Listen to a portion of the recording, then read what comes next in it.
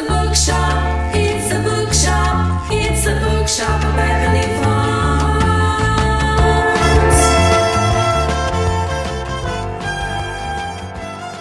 Howdy, everybody. It is Sam Feifel, your host of your favorite little podcast about reading, literature, books, bookstores, and all things awesome, John Updike's Ghost. And joining me here from the lovely shores of Clearwater Pond is the co-owner of the bookshop of Beverly Farms, all-around awesome person and sister of mine, Hannah Harlow. How are you doing today, Hannah? It is Labor Day here at the lake, a long weekend. Got the day off, played some pickleball. We did play a lot of pickleball. And now I'm ready to talk about some books. Me too. I have been doing lots of reading lately. Yes. A little bit outside of my comfort zone, I would say. I can see that. I'm so interested. Studiously picking books that I might not otherwise pick, try to get into the minds of our potential customers and also just authors at large. On my agenda today is none other than Nicholas Sparks. This is just so fascinating. 25th novel. This man has published 25 novels. This is the first one I've ever read. Okay. It is called Counting Miracles. Comes out in September. I've also read a book that I quite enjoyed, actually, a little weird though, called Westfallen, which is a middle reader's book that is dark, by Ann and Ben Brashares. Do you know how to say that name? I don't know. They have brother-sister team, from what I can tell. And then my third book is, I'm not quite done with it, but I think I have enough read to understand it. Lily Brooks-Dalton's The Light Pirate.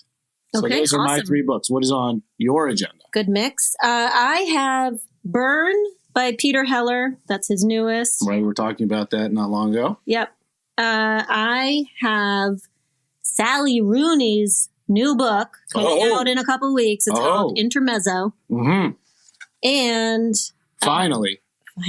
And I have The Serviceberry, which is a little book that's not coming out till November, but I just read it and I feel like I need to talk about it now, so we're just going to talk about it. Okay. It's by Robin Wall Kimmerer, who is the author of Breeding Sweetgrass. Wow, one of the all-time most popular books in the bookshop, Breeding Sweetgrass. Yes. That we have sold north of 100 copies of. Oh, well north. Right? Yes. Easily. Yes. Also very popular in the leftist spaces, I would say. I think you're really going to enjoy this conversation, and you probably should read it. The Serviceberry. Yeah, you're going to love it. All right. Well, why don't we start with, I've been dying to talk about this Nicholas Sparks. Okay, good. Let's start there. We're going to talk about Nicholas Sparks. So first of all, I think our listeners are well aware that I'm not a particularly religious person. No. I did not know. I don't know that maybe this is unique to this book, but there is a particularly Christian bent to. Oh, wow. Counting miracles. Counting miracles. Well, they could be miracles of any kind. Sure. But it's very Christian novel. Lots of Bible stuff. Really good now. And so I guess, I really don't know what to make of it. I don't know who. Well, actually, I don't know who the book is for. It's definitely not for people who are literary, right? It breaks pretty much all of the literary rules. Yeah. For instance, show, don't tell, right? So that's kind of a thing, right? Show, don't tell. Nicholas Sparks, very famous author. So I'm on page 5. Yes. I'm on page 5. As he drove, he felt his mind drifting through the highlights of his life. A youth spent on a So literally on the 5th page, we just get straight exposition of here is everything you need to know about this character, right? Right. So each character, as they're introduced, boom, you get a little CV, boom, some bullets. You know exactly who this person is.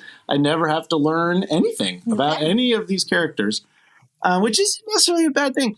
It's very comfortable. I was compelled to read it because also the stakes are weirdly super high and super low at the same time, right? Explain, please. Well, so, the plot line of this book is that this military guy, it's also very so it's military Christian. It's very, like Fox News readers, the things that they care about, right? So, that opens up with this military guy who's been in the service a long time. He's just kind of a drifter, probably has some PTSD. He helps out other veterans with PTSD. He has just bought this beautiful new car, and he's driving around trying to find his long-lost father that he didn't know about. He thought that he didn't know his father. His mother died having him. Okay. And his grandparents raised him. And on his grandmother's deathbed, she says, go to Tom Robinson in Asheboro, North Carolina, or whatever. So By the way, you have a dad. So now he says, hey, all this time I've been keeping from you. So he goes to this town. He's going to look up everybody. No, Johnson. Whatever. It's some generic name, Johnson or Robinson or whatever. So there's 100 Johnsons. So he's, he's got a job waiting for him in a few months where he goes to Cameroon or something. He's going to look up Tom Johnson, right? There he meets the local doctor when the local doctor's daughter backs her car into his new car. Oh no. And so now their lives are now intertwined. And then you're going to fall in love. And they're going to fall in love at some point, right? There's no mystery to this novel whatsoever, right? So, okay, it's like, how is the love going to happen? That's fine.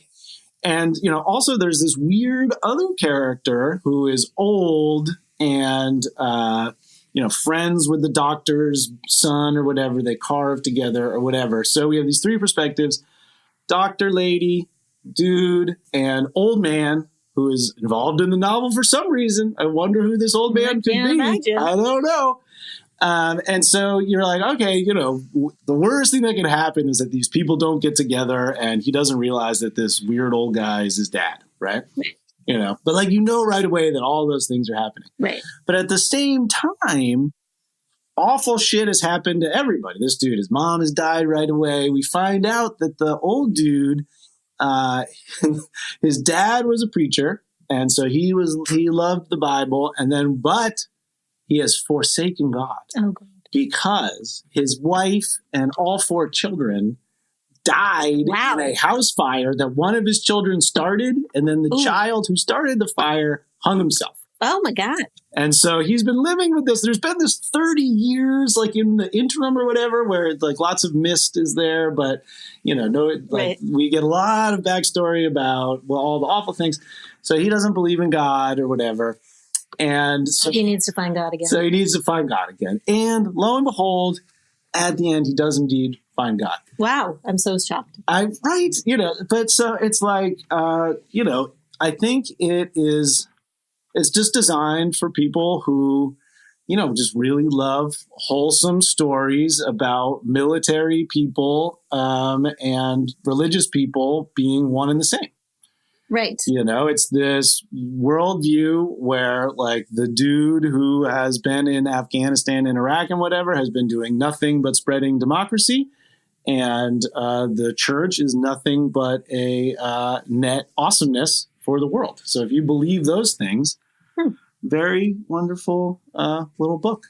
Okay. Well, these books exist for a reason.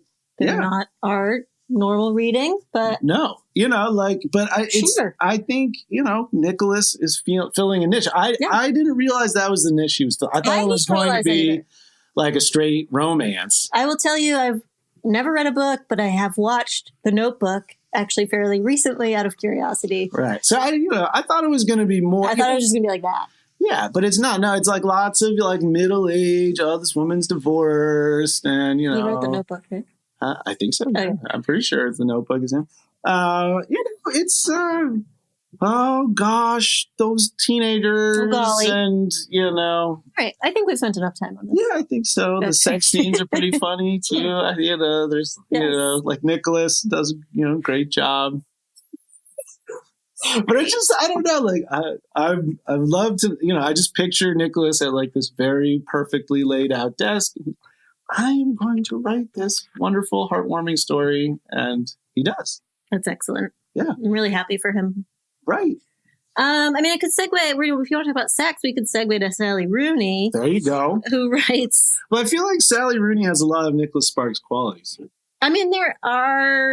She does have things to say about religion. Like every once in a while, the characters will suddenly be like, and then he thought about God. And I'm like, wait, why? Why? Yeah, why is What's everybody happening? doing that? And then I'm like, oh, it's Ireland, and they have, Right, but I feel like Sally Rooney writes romances for...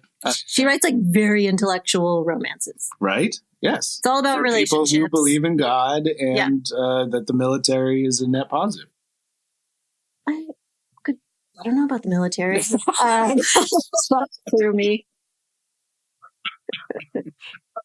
So I have. This book is bigger than I thought. I think Yeah. of Sally as a short book writer, and this is quite a. No, this tome. is You're holding on to it. 450 pages. Admittedly, I have 50 pages left, but I feel comfortable talking about it.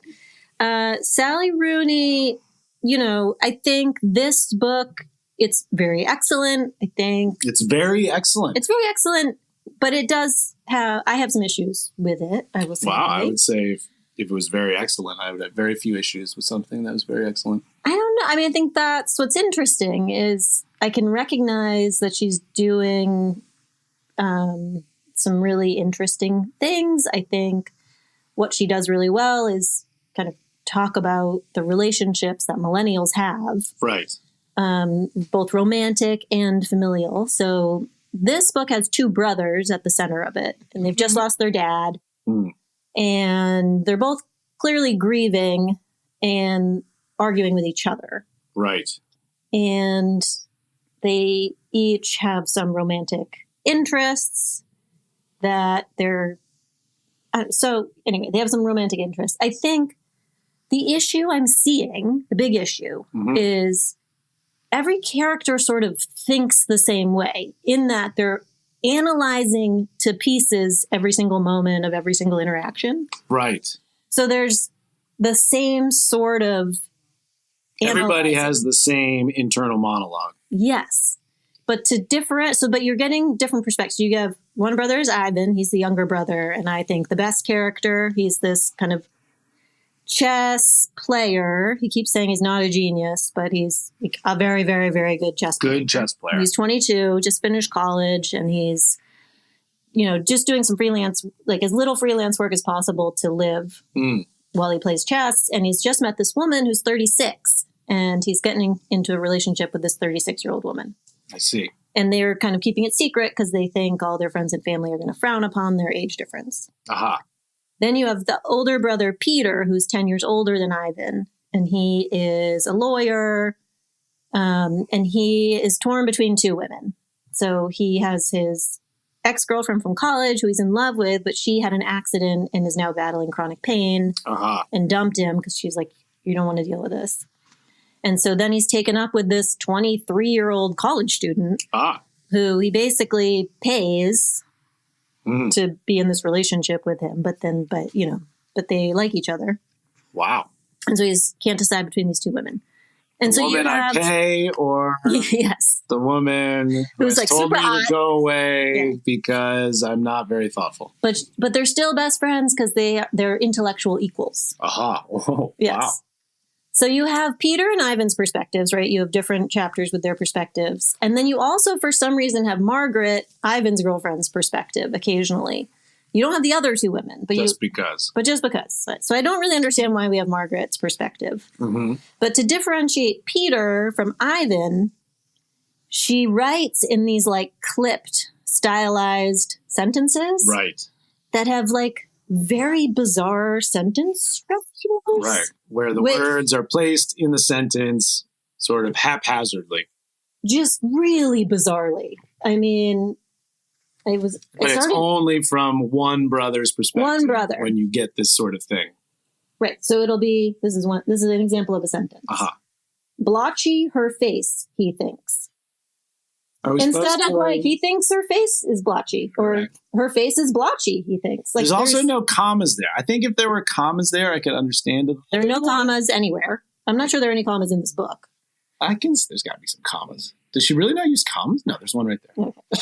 And then the paragraphs are epic. They're just these dense blocks of text throughout the book. And that's not Peter or Ivan related. Right. But so you get into the Peter sections and like, I'm just distracted by these like but she's just misordering. Are we meant to the things. believe that therefore he is like dyslexic or neuroatypical or something? No, because it's pointedly made often that he thinks his brother is on the spectrum, even though there's no evidence in the Ivan sections that he is anywhere on the spectrum. Right. And that he's just so normal. And everyone's always talking about how Peter is just so normal. He's, socially gifted. He's intellectually gifted. And yet he thinks in these weird, but I think out of order sentences. His thinking is all jumbled because he's grieving and he doesn't know what to do about these two women. So I think that's the idea of this sentence construction. But I also think it's like, I have to make him different than Ivan. Right. And like, mostly it's fine. I just think occasionally you're like, that's just a ridiculous sentence. And it actually doesn't make sense. Like this part. And grips hard, his hand hurting. Like, what does that mean? That means nothing. That is gobbledygook. So, that's like a tiny occasional thing. That would bother me. Yeah. Right. But for the most part, I think there's something about what she does that the pages just like turn themselves. Like it is both easy reading and in a way intellectually challenging. And I think that's this amazing thing. That's her skill. I don't know how she does it. You're right in that this is longer. The first book I read was Normal People, and I read that on a flight from Colorado to Massachusetts. Right. And this book, it's taking me a few days. Do you think this is meant to be her like signature novel? Like I think, enough playing around, here comes, No, I think you see her maturing with every book that she writes. Like, I think what's cool is watching her just continue to grow and, her characters mature with her. She just like takes on a little bit more with each book. And I think that's really cool. All right. I probably have to read some Sally Rooney at some point. I agree that she's probably better than Nicholas Sparks, but I sort of have her in that category. So no. I'm gonna pull her out of that category. Yeah, you pull her out of that category. Like similarly, this Lily Brooks-Dalton book I have, The Light Pirate, it just came out in paperback in April, but this is the hardcover that we still had sticking around the house that we haven't read yet. I probably did not read it because it's a Good Morning America Book Club pick, which wow, so snotty of you. Assume is probably a lighthearted fare, or I don't know what I thought it was. But it's interesting. I like it so far. I'm about halfway through it. It is like the serious version of that T.C. Boyle Blue Skies book that it is like a near future climate consequences novel set in Florida where the coastline is, eroding, receding. All of the rich people are fleeing because the beach property is no longer great. It is now underwater. And I think it's going to get magical about halfway through. And there's been like this one, like, a magical kind of thing happened here, but nobody knows what it was. And so I think that is going to manifest at some point in the second half or whatever. I'm not sure. But there's a big time jump. And so the way I was kind of reading it from the back was that it was going to be more like Waterworld, like Kevin Costner is on the high seas or whatever. But right now it's just really small, intimate family drama. The dad is a line worker who's trying to keep the power on after these hurricanes keep pounding Florida. There is a wife who's pregnant, little boys, general tragedy. Then there's a time jump and, life is not easy for anyone in this place. And, it's kind of like, it's a little bit like Prophet Song in that it goes into like what the actual day-to-day life is when like society is falling apart, right? Like the government has just said that they're actually not going to support Miami-Dade County anymore. Like you can live there if you want, but it's a lawless place that's not part of the United States or Florida anymore. Do what you want or whatever. So you see like all these little intimate things play out and, what are the priorities now? And there's this one prepper who's like, you guys all made fun of me, but now you're coming to my house for its solar power and all this different stuff. So, kind of like justifies the prepper existence and that sort of thing. And I don't know. I'm enjoying it quite a bit, actually. I'm looking forward to the finish of it. But, and what she wrote, like Good Morning, Midnight as well. Didn't you read that? Or No. I feel like we were just talking about The Light Pirate for some reason, and then I saw it. And I believe I gave that to your wife for like her birthday. Well, regardless, not bad, I think. I mean, I think that the morning show book club picks are actually not bad. You think they're not bad? Who do you think picks them? Oh, I think there's, a team of people who are reading and... You think there's a team of people? Yes, there are scouts, basically. Who makes the call? I don't know about Good Morning America. It's kind of the one I know the least about. Who makes the call? But, Jenna Bush. Does Jenna But I think Jenna makes the call. Oprah makes the call. Oprah makes the call. They Reese bring her 3 books, and they're like, with this is one, this one, and she says, I'm going to do this one. Absolutely. All right. They have Is it Hoda? Is Hoda the one?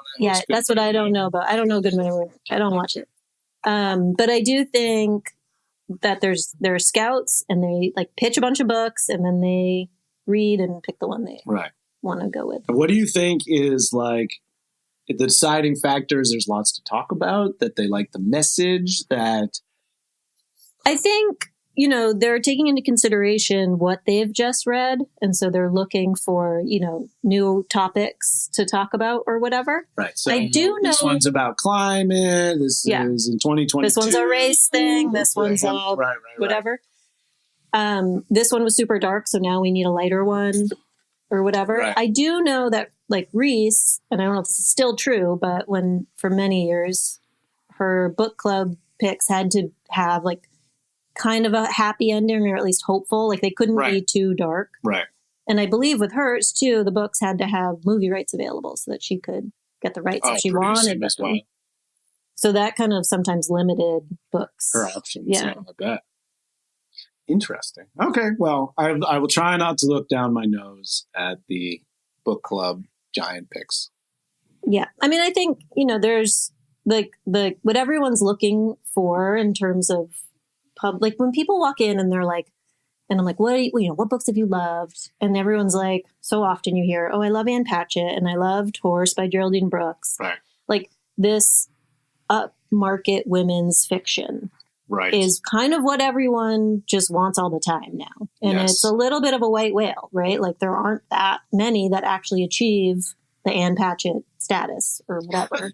Well, yeah, because when you don't have anything going on, fundamentally, you have to be a really good dialogue writer and character creator because you don't have a compelling plot necessarily to not always. Drive right. But yes.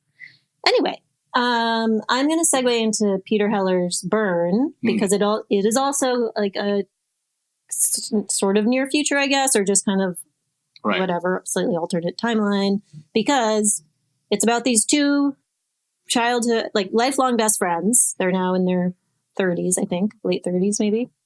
But they grew up together in Vermont. And now every year they do this like month-long or a couple of weeks long hunting trip, kind of, in Colorado or wherever. But this year they have gone to Maine because they both got like... That's right. It's a Maine book. It's a Maine book. They both got like moose permits or whatever. They got moose tags? Yeah. As out-of-staters? Yeah. I don't think so. Anyway, that's the idea. They are in like backwoods Maine. I feel like they said it's like somewhere between Acadia and Moosehead, which if you look at the map, that's like a pretty big space. There's not much up there, that's for sure. So they're up there in no man's land. They come out of the woods after 2 weeks or whatever. This is where the book opens. They come out of the woods into like this town that's been like just burned to the ground. And they're like, what is going on? Their cell phone like aren't picking up any service. They can't find out anything that's happening. And eventually they sort of say like, oh, this must be secessionists. Uh-huh. So for most of the book, you're like, is it secession? Wait, so Maine is seceding? Yes, Maine is seceding from the Union. Okay. Right, which is... As Maine goes, so goes the nation. Last time I checked, Pete. That line was in the book a few places. So.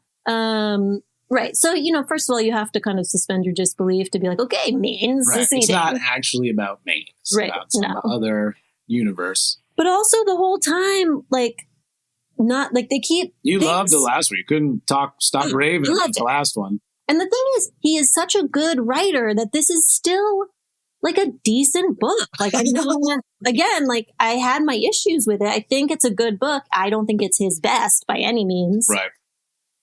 So things keep happening. Nobody will talk to them when they actually do run into people. They just shoot. They're just like, I'm just going to murder you. Wow.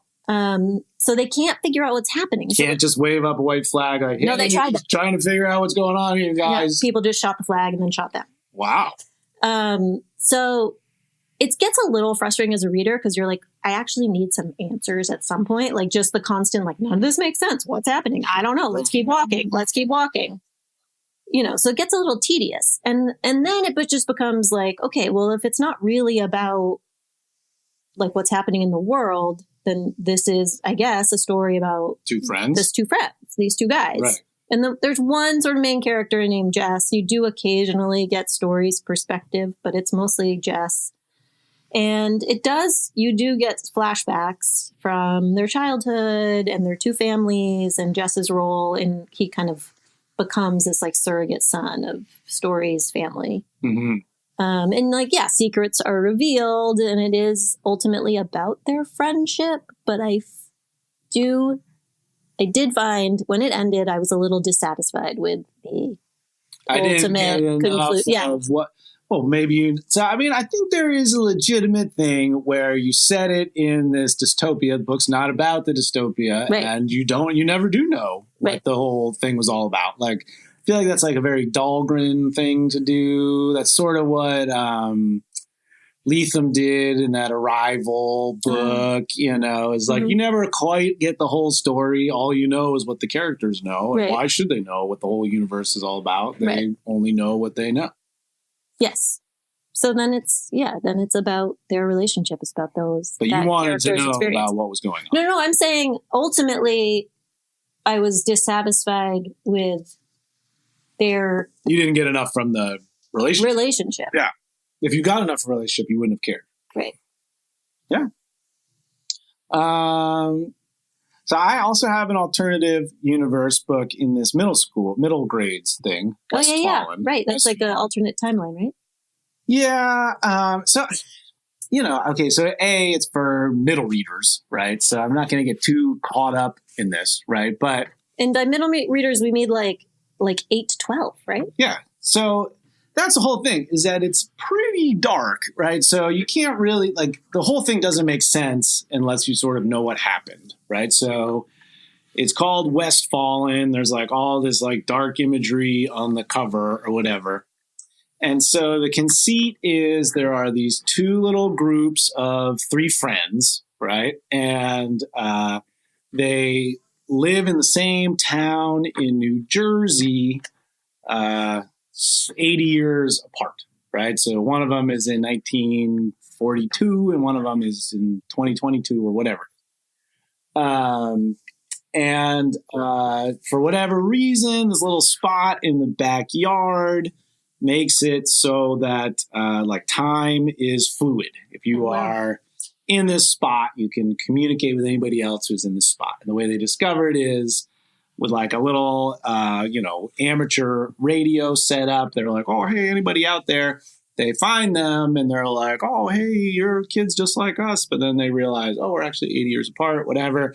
And they're like, oh, isn't it fun? We can, change the future. That's going to be cool. They change the future to save this candy store from burning down. But then it turns out this other person never is born. And, we have to watch out for what we're doing. But whoops, one of the things they let slip about the end of World War II gets passed to some German spy that lives in the New Jersey town. Allies don't win the war, and it's actually Nazi Germany now in 2024 called Westfallen, right? That is very dark. right? It's wicked dark, right? And so then they go through it like this Jewish kid is in a work camp. Oh my God. Whoops, he was a star baseball player. Now he's like being like thrashed by the, Nazi ruler. Oh my God.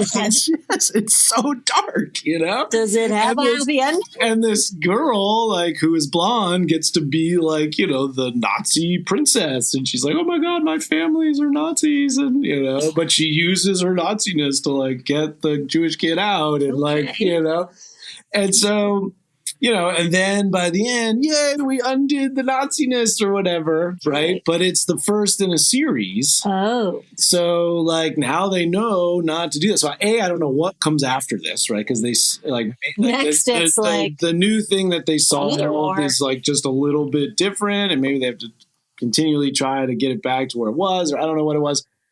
But like, seems like they should stop trying to.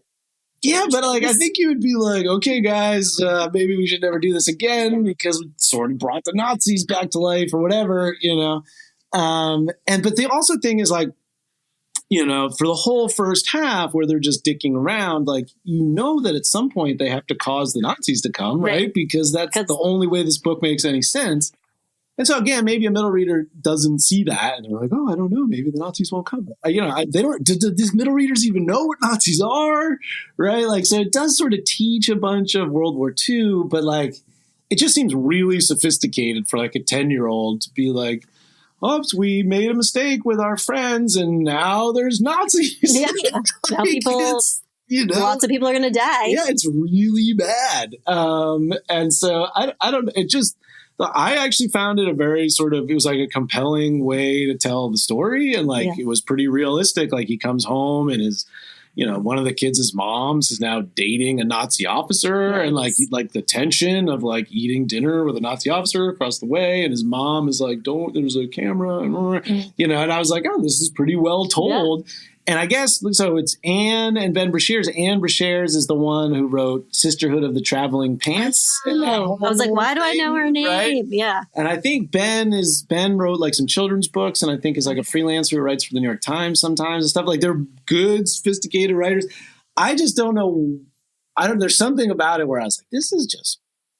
I'm not sure I want to get this to a 10-year-old. Yeah. Like, I don't know, like, I guess it teaches, like what if, it makes the Nazis very real. And, I'm not saying that middle grade stories need to be safe, but I don't know, like, whoops, I screwed up and made it so the Nazis are here. Like, that's a big moral load for a little middle schooler to be carrying.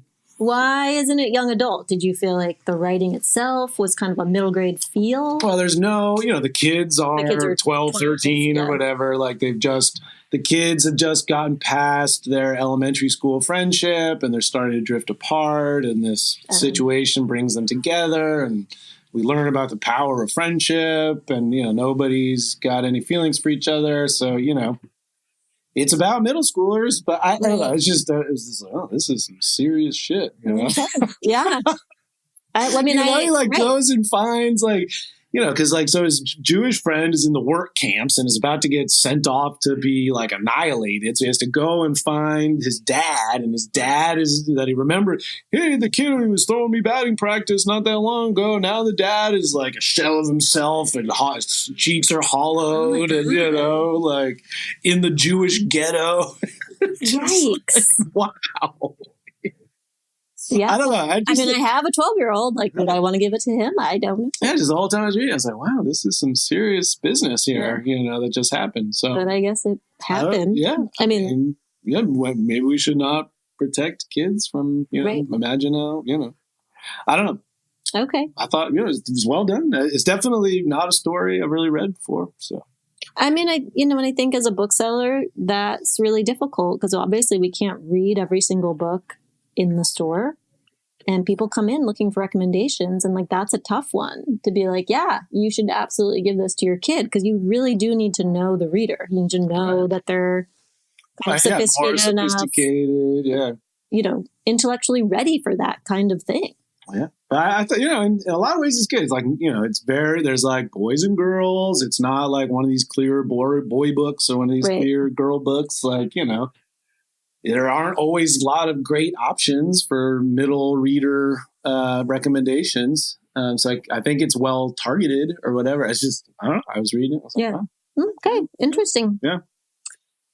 Okay. My last book, I'm going to good segue, because it is different. It is nonfiction, which is rare for me. Mm-hmm. It is called The Serviceberry by Robin Wall Kimmerer. Again, she wrote Braiding Sweetgrass. It is a tiny little book. I'm reading the advanced reading copy here. That is 95 pages of text. So I thought, like, I'll just not very much text on each page. And there's some illustrations in here. I was like, I'll just crush this. I found it so thought-provoking. The Serviceberry is kind of an analogy for a gift economy. So there's a service. I think she lives in like upstate New York. Serviceberry is also known as Saskatoon, Juneberry, Shadbush, Shadblow, Sugar Plum, Service, or Serviceberry, among other names. So I'm not totally familiar with this. I know the bush, okay. Yes. So she gets invited to her neighbor's house. They have a farm, and they were like, hey, we have all these extra berries. Why don't you come pick some? And so this is a gift, right? Mm-hmm. This is a gift from the neighbors. And so this makes her start thinking about how the Serviceberry works in nature. She's a botanist.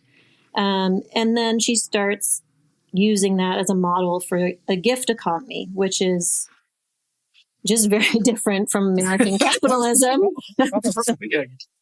So she's saying, what goes around comes around. Right. Like, I give you this thing now because I have an abundance of it. I'm going to share it with you. And when you have an abundance of something else, you're going to share that with me. And like, we'll all work together and live together in this like lovely harmony. Sounds like communism, baby. Yes. Sign me up. Because she's saying our form of capitalism is based on scarcity. Yes. Right. And a gift economy is based on abundance. Right. And can we move our form of capitalism towards, obviously we can't move into a full gift economy and change American capitalism overnight, but are there ways to introduce more gift economies? And like clearly some exist already, but how can we kind of make that more of a thing? Because capitalism and this scarcity mindset is also killing our earth. Yes, it is. That's true. And a gift economy is better for the planet and for our food and water and just how we all live. And she talks about how the indigenous people before the colonists came had a functioning gift economy. And then, European settlers came and ruined everything. Didn't they, though? Yeah. Didn't they, though? But I love this because I think about our role as booksellers in, like, we are functioning within a capitalist, society. Yes. And I think about our role and how we can be better members. Like, how can we both, make a living? And, we have to sell things to do that. We do. But I do think there's a difference between, the way we operate in like a community marketplace and the way corporations exist on like a bigger scale.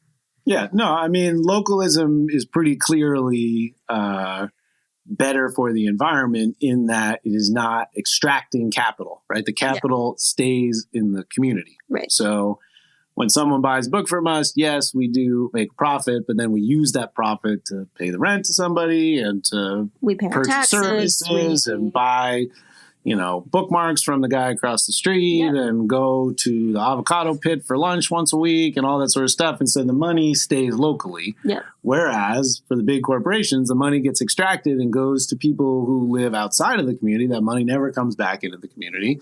And, especially if the corporate taxes are only going to be 21%, never finds its way back into your community at all.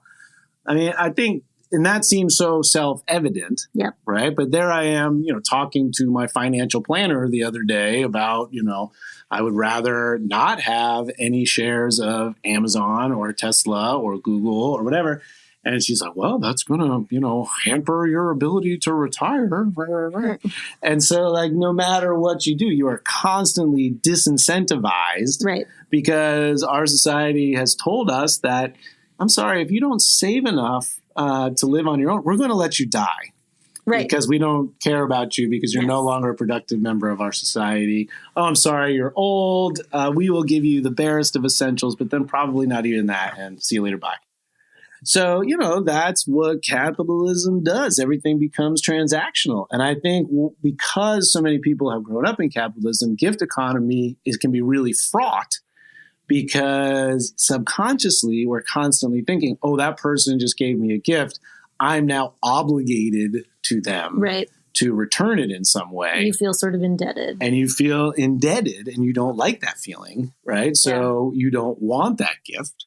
And showing gratitude and giving is the way that we show that we care about people. So then we don't let those people show that they care about us. And so, now we don't care about it. We're individuals and I'm going to call up DoorDash. It's bad. And so I think, they say, in the Green Party, they say it all the time, is gift giving is radical, because we're not participating in the transactional capitalist economy. We are just giving people out of our abundance. Right. And it's a difficult thing for me to understand why people don't want to embrace that. And, there's this, I was arguing for ranked choice voting on the internet the other day. I had a little piece published in the Press Herald. And there was like a comment section under the Press Herald article. And this dude is like, oh,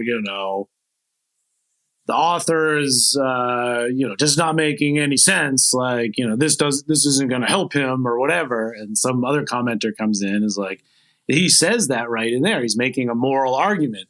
And the guy comes back with, well, that's not the way most people think. Most people vote to see what's going to be best for them and their families. And the other commenter was like, yes, he is saying that we have to stop doing that. Right. It's so nice that you had a defender. I did have it, but it wasn't even like whether I was right or not. It was like they couldn't even comprehend that my argument was, yes, that doesn't benefit me personally. Right. However, I still think we should do it. Right. I made a note. One of the few notes I wrote when I was reading this was, we need to move from the individual to the common good. Right. And that's just so hard. I mean, the whole American thing is just like, you can do this on your own. But it's like, it's not, we don't do any of this on our own. And you have to get rid of that ridiculous mantra everyone seems to be living by. Right. It's not even true. I know. I've been working on this bond project for the school for 10 years. And I still have these people accuse me of, oh, well, you have kids in the school. That's why you want to spend more money on the schools. And I was like, this bond package, nobody is going to use any of this stuff until 2027. My kids are long gone.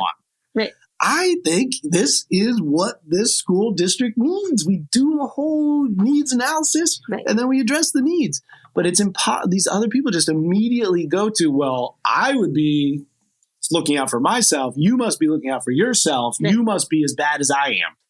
And they accuse me of that all the time. And I'm like, where is the evidence that I'm trying to feather my nest? Like, my kids don't even go to the school. And why wouldn't we want our society to benefit even after our children? Like, why wouldn't you want to live in a town where you have a good education for all of the children who are then hopefully going to contribute to your community and make it a better place? The same people who complain about the kids hanging around in the parking lot of the McDonald's being a nuisance are the ones that don't want to spend anything on services or things for those kids to do. It's just this vicious cycle. To bring it back to the books we've been talking about, I mean, yes, the Serviceberry, but actually going back to the Sally Rooney, that is one of the things I love. I think her previous book, Beautiful World, Where Are You, had much more of her politics on the page. But I loved in Intermezzo that she does work her politics in a more subtle ways, but they're always, I'm really appreciative of them. Like, for example, Ivan, the younger brother, only since he turned 19, he's only bought secondhand clothes. He just thinks it's super wasteful to buy new. Yes. Whatever.